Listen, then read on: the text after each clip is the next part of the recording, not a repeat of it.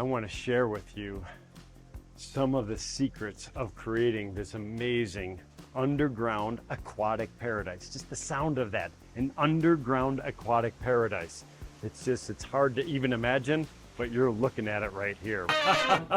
All right, we are in the middle of construction back here in Southern Africa. And what we're doing right now is we're trying to disguise that incredible dome. You saw me talking about it in the cenote vlog, that beautiful steel structure that the fabricators created. Absolutely spectacular work of art, but now we got to bury it. It's going to disappear. No one will ever see it again. So what we want to do though is we want to cover it in a series of these big massive pieces of stone, which is going to blend into all the other thousands, and I mean thousands of tons of rock that we've already set on the project. But now we have to start layering in these veins of stone. So we're choosing very specific pieces. And actually it looks like we may need to restrap that a little bit, but we're choosing very specific pieces that are kind of thin skins almost. So it's gonna look like a big piece of monolithic rock jutting out of a mountainside, but actually it's just almost a stone veneer. And when I say a stone veneer, it's about 14 feet long and it weighs, I don't even know how many thousands and thousands of pounds, but a massive piece of rock. But in the overall scale of things, it's actually very small. So what I want to do right now, we have the location above the waterfall where it's going to go. So what I want to do is I'm going to go down below as they lift it up, and we're going to carefully position it at the right angle that's going to pick up all the different striations that we've already placed in this amazing project.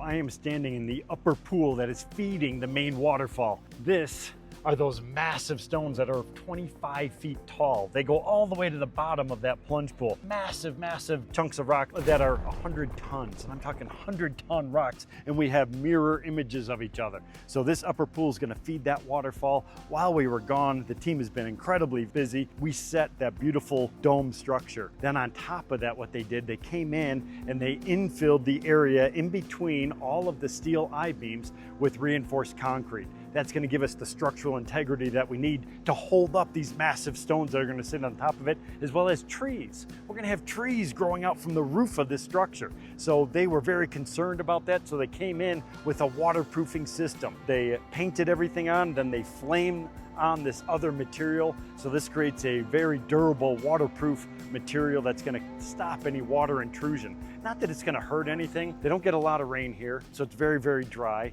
And also, if the cave is weeping water, it's not going to hurt anything, but we don't want to compromise the structure. So we want to try to keep water out as much as possible.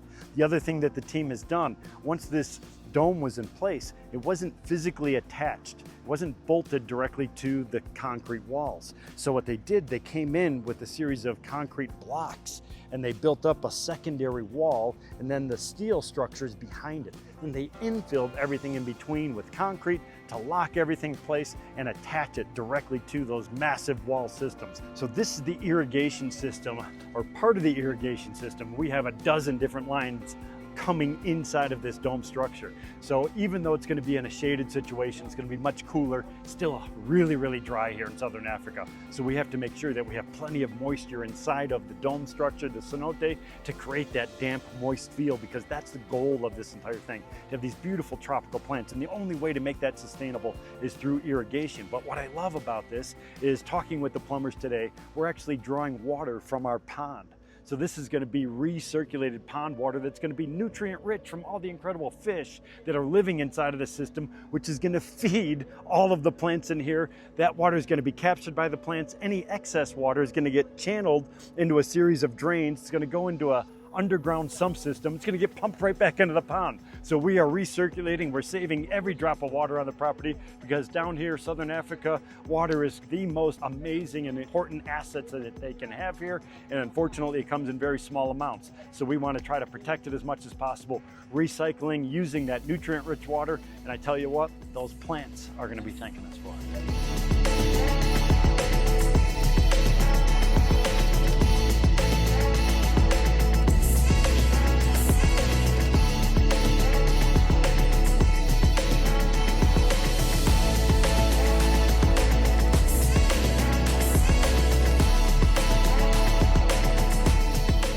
right, so we got Sean and Jay up on the dome right now. So what I want to do is just kind of get some eyes, because this is the main viewing area. So our main view is coming from that direction towards the waterfall. So I want to make sure that everything lines up. If you're a rock person, if you're a water feature person, you have to get the view from the main viewing area, not right in front of you. It's very, very difficult to set stone right in front of it.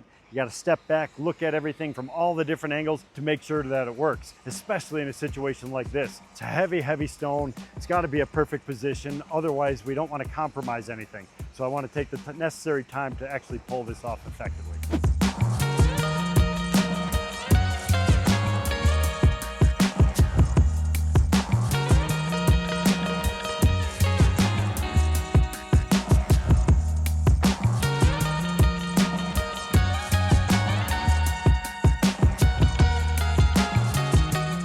So we had a huge task in front of us. So building this cenote, this underground cavern, we wanted it lush, but we also wanted to have a lot of rock inside of it. So it's kind of that balancing point. What we needed to do was create this big concrete structure. This was going to be structurally sound because we were going to bury it. And I'm talking millions of pounds of soil and rock and water and plants and everything on top of it. So it had to be this bomb-proof shelter. Big steel dome on top of it. But now it's really, really harsh, so we have to make it disappear. There's only so much soil we could bring on the inside, so we're gonna set these rocks. And again, just a handful of rocks. I wanted to come in with these big veins of rock coming through just to create a really pronounced structural visual element. And then in between that, I wanted to have lush vegetation. So we did a combination of things. One of the things that we did was mound up soil so we could actually change the elevations as we walk in. It's gonna be flat. We're gonna have our pool of water. Then we're gonna have it mounded up a little bit, and then these big veins of rock coming down so we can get some plantings in there. But now we have that dome coming across, and we have a vertical wall. So we have sections that are gonna be anywhere from 6 feet, 3 to 6 feet. It varied a little bit. So what I wanted to do was come in with a living wall system. So working with Andre, working with Jason, working with Patrick, coming up with a plan to actually create and make all that stuff disappear. What I love about this design, not only is it going to change the coldness of just all that stone, it's going to warm it up a little bit. You're going to have a nice contrast between the browns and the greens and everything. But through the process of evaporative transpiration or the process of transpiration, we are going to have all of these plants growing through the process of photosynthesis. They're going to transpire. They're going to be putting water vapor into the atmosphere. So when you walk into the cenote, it should feel completely, and I mean completely, different than the surrounding outside, harsh, dry, deserty type of a ecological system. So we wanted to have high moisture.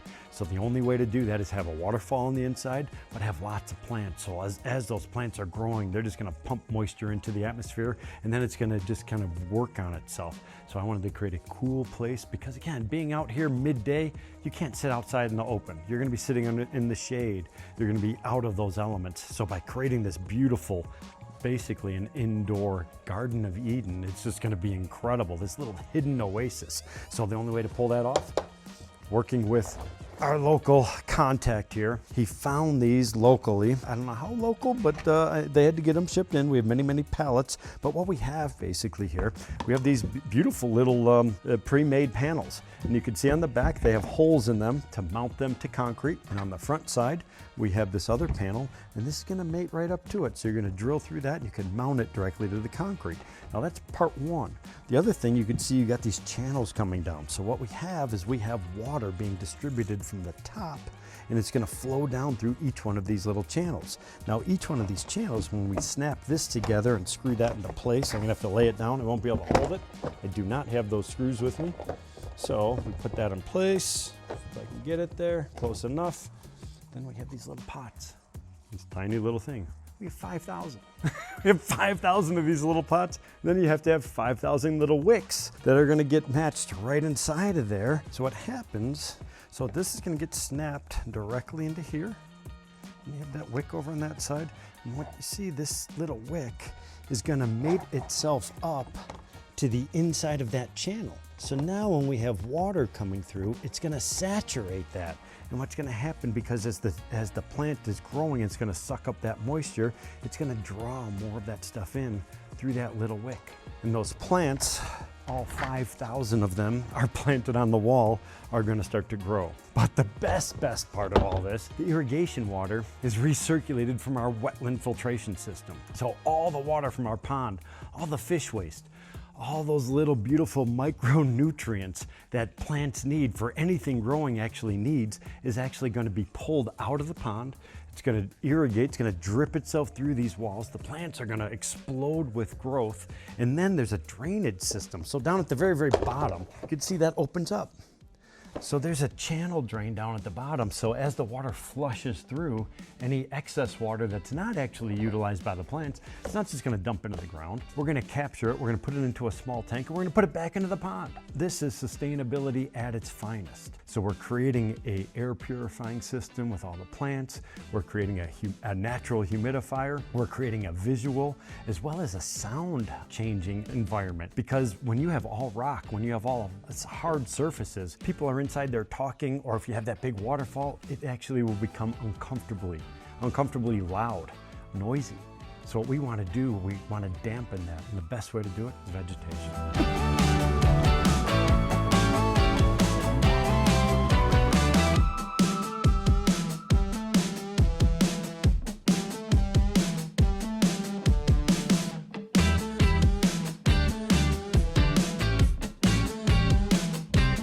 So at the nursery stocking area, and there's a few options we had for the species to go up through the dome. So there's that hole in the dome roof, which is going to be absolutely awesome. Tree-wise, we had to try and get the tallest thing we could. Now the tallest thing we could here at the nursery is 8 meters, or so 24, 25 feet is this one. Now I've spent a bit of time looking at them. These are big root balls. We have dug that hole already for it, 5 feet by 5 feet by 3 feet, 3.5 feet deep. This height now will have about 1.5 meters coming out of the top of the dome. What I like about this particular one, this one here already has that lean that we want, and you can see how it comes up and then moves up straight again. So it's just, I think it's going to take really well. If you come on side view here, you can see it.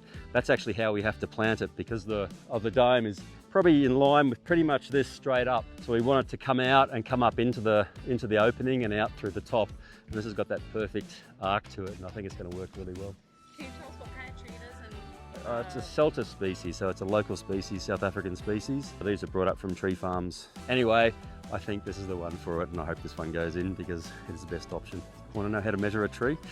Okay, so it's pretty straightforward. You get a stick, you do a tape measure or mark or pace it out, but you just hold the stick like this, and you want the bottom of the stick, or bottom of your hand, doesn't matter where you hold it, but the bottom of your hand or the top of your hand there to be at the base of this tree, so you can see that there, like that, and then the top of it, so you want to get it so it's, and the top of the stick's equal to the top of the crown of the tree up the top, and then you just rotate it using the same axis and your eye, and you find that spot over there, which I've identified as a little patch of grass, and you go over to it, and if you pace that out, that'll give you how tall that tree is. So this is where I was coming up with, I turn the stick over, so we have 1, 2, 3, 4, 5, 6, 7, 8 meters. So that's a pretty simple way. You could do it for all sorts of things. Work out how tall something is, a building or whatever, if you had to fall a tree. So.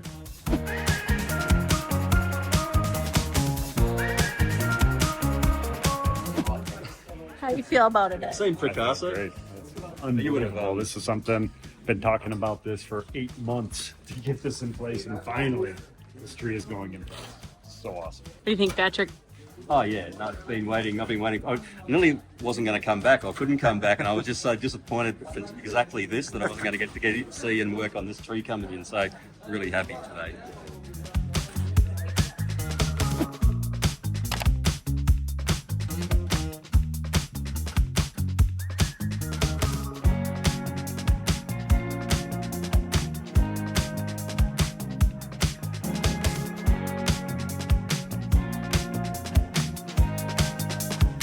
We're in the final inning of this massive, massive project in Southern Africa. I mean, we are right down to it. Week and a half of work left, finishing details, lots of stuff happening. 500-ton crane showed up today. We were trying to get in a few more big boulders. We cut out a ledge to place some of these big boulders, and then we're doing a large planting bed. But some of these big boulders are going at the entry to the grotto. So that beautiful cenote that we're creating, which by the way is unbelievable. It's gonna blow your mind, I'm telling you right now. But we need to finish it off the proper way. We got these massive, massive boulders going in at the entry because I wanna make it look like a real cave. You're walking through the mountains, you find this little canyon, you weave your way through the canyon and it opens up into this doorway. lush vegetation on each side. The doorway gets a little bit smaller, you kind of get a little bit claustrophobic, and all of a sudden you come around and it opens up into this massive cenote, waterfall cascading down, green, lush environment in the middle of a desert. It's unbelievable. But now here we are, it's dark, sun's been down for an hour and a half or so. We have to get that crane moved tonight because I got to get those rocks in. I was hoping to have them in tonight. We were planning on staying late tonight. Now we're going to be staying late for multiple nights because this entire ledge has got to be removed. We got to pick up the entire crane, not pick it up. We have to shuffle it over, but the crane weighs 500 tons. It can't just pick up and drive. We have to take all the big counterweights off in order for him to safely do that, even though we're only moving it 30 feet. It's a massive, massive undertaking. It's going to take us into the early morning hours at this point. Hopefully by tomorrow, we're going to be able to get some of those big giant boulders in place because it's the only thing that's really going to make this project be one of a kind.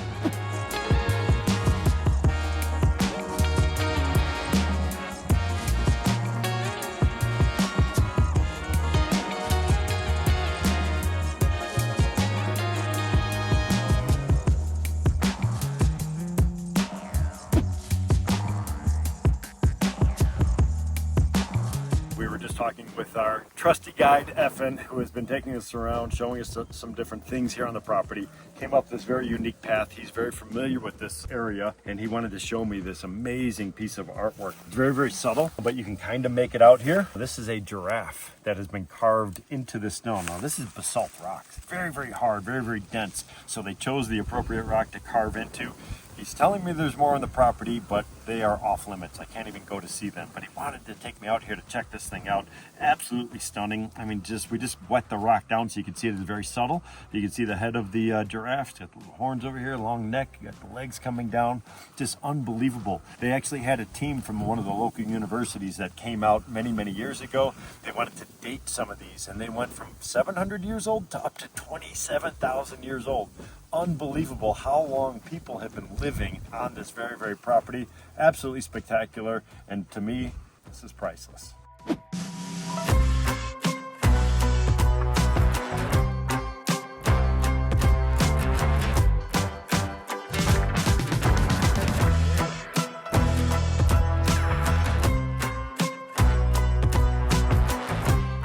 This is really, really cool. The first plant like this that we are installing on this project, which is really awesome because I have been looking at them for over a year. My very first visit coming here, I saw them in the surrounding mountainsides and I just fell in love with them. It's a unique tree. It's called a cobus tree. It lives in these rocky, craggy areas. I mean, look, there's no roots on that thing. It's all water. So it just anchors itself in between these rocks and it grows in these massive canyons and things, which is exactly what we built. Biomimicry at its finest, creating a unique environment, finding the right plants. What I love about this, they are very, very difficult to transplant, but these ones were found at a lower elevation. Normally we don't have access to them because there's no way we can get equipment up to those higher elevations. These ones, thankfully, we found 3 of them at a lower elevation. We extracted them carefully because we want to create something that the world has never seen. That's going to be a part of it.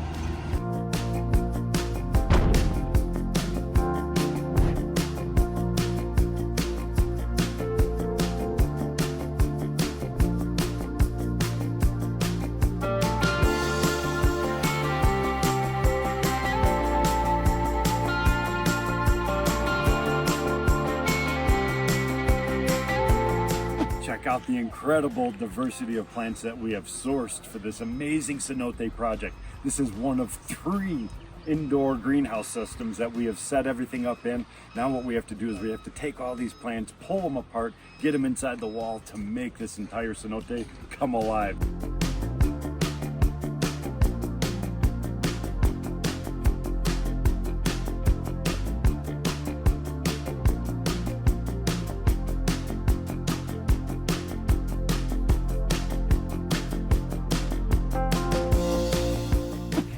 Entrance into this incredible cave system, and this is an important part. So these little details you cannot forget about. The entry is just as important as the main cenote itself. And April, I'm lucky I caught you because you got like, how many left? 15 or 20 out of 5,000? Yes. I'm lucky I caught you. but this looks phenomenal. Tell us your process. We went over everything up above, kind of talking about how the wick works, how everything goes, but what do you, I mean, you're just knocking soil off? Knocking some soil off the plant itself, and then just Tuck it in. settling it down into the pot. Yep. Making sure that its best faces forward, and Perfect. off we go. Excellent. I tell you what, this looks phenomenal. I mean, it's unbelievable. This is a very, very difficult space. And we talked about it earlier because of there's a little light coming in, but Just a little. it gets pretty dark most of the time. So I know talking with Andre, he was a little concerned about some of these plants may suffer. Yep. So what's your guess? Which one do you think is going to do the best in this spot? I think these are going to do pretty well. They've got a very nice dark leaf, so they generally do better than, like, these are variegated, so they don't photosynthesize as much because they've got the light in Yep. pretty well. And Okay. I think the ferns are Yeah, going to yeah, makes sense. do quite well. Okay, excellent.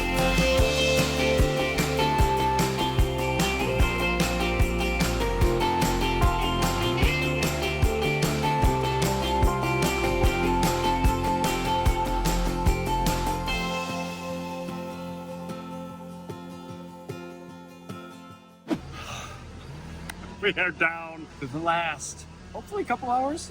I actually don't know. We have a lot of stuff to do. Clearly dark, stars are coming up, actually quite beautiful. We are unloading yet another tree. Patrick is going crazy. He has access to this massive nursery loaded with incredible plants. I'm super stoked as well because, as you can see, we have been putting in these amazing, the crocus, the moringas, the palms. I mean, it's just insane. It's over the top. So we have to keep it going. We're right at the end. We're pulling ourselves out. The Aussie team is leaving tomorrow morning, packing up and heading out. They want to come back here to get a couple pictures. So we're going to push through tonight, make sure it all happens. Got to get a palm tree in. We have to get the trees offloaded off of the crane trucks because the crane trucks want to leave. But they have these trees on them. So it's not like we can even do it tomorrow morning. So we got to pull those things off.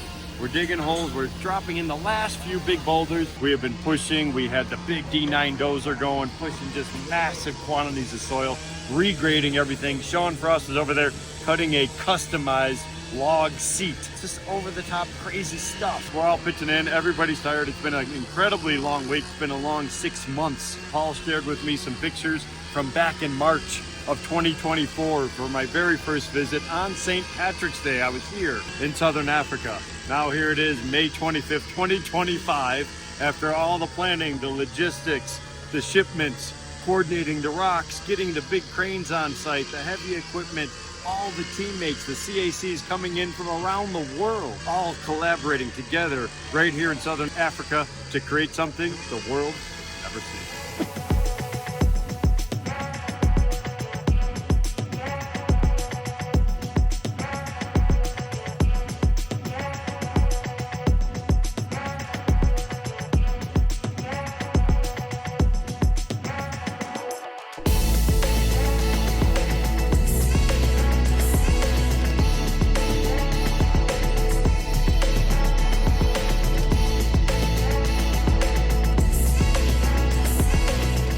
When I told our client we were going to build a mountain, he kind of looked at me a little bit and said, "A mountain?" I said, "A mountain.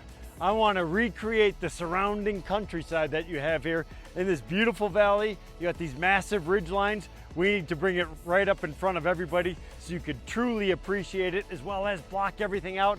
On top of that, we're going to create a waterfall cascading from the very top of this mountain and a cenote buried in the heart." The past few days have been unbelievable. Started out actually months ago with a concrete foundation.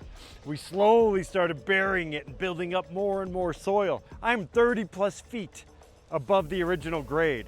The amount of soil that we had to bring in here is absolutely unbelievable. I actually don't even have the final count at this time, so I'm waiting to get that actually from the heavy equipment operators. The tonnages of stone, 5,000 plus tons of stone, massive rocks. The rocks that you're looking at in front of you weigh upwards of 150 to 200,000 pounds. Massive slabs of stone, exactly what we're finding in the surrounding mountainside. What I think was really unique about this particular project is we have multiple viewing areas. It's highly interactive. Actually, I'm gonna hop down. I'm standing on the edge of a Polaris track that he could drive his side-by-side up here with his friends and family like he's going through a mountain pass. So this is highly viewable. So when we're looking at things normally in a normal backyard, you might have 1 or 2 views. This is 360 degrees. This feature starts at a lake system 600 feet from me. The elevation changes, the amount of stone, the carving of everything, careful orchestration of all the different trees. These beautiful moringa trees, heavy native vegetation meant to mimic that natural area around us. Then once you drive your way around the other side, you're going to come into that beautiful lush valley, which is the heart of everything. You're going to cross multiple bridges. You're going to be looking at these cascading waterfalls. You're going to have this riparian system loaded with tropical vegetation, because it's going to be a tropical paradise like you have never seen. I want to share with you some of the secrets of creating this amazing underground aquatic paradise. Just the sound of that, an underground aquatic paradise. It's hard to even imagine, but you're looking at it right here.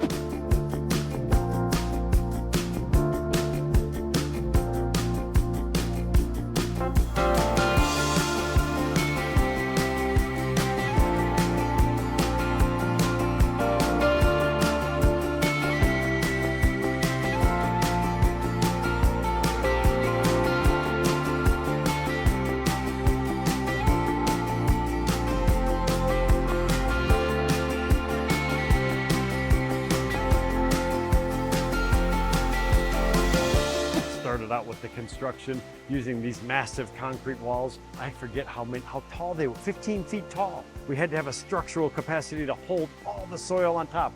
We set a beautiful, absolutely gorgeous steel dome on top with a hole in the middle so we could have this beautiful celtis tree growing all the way up to the sky.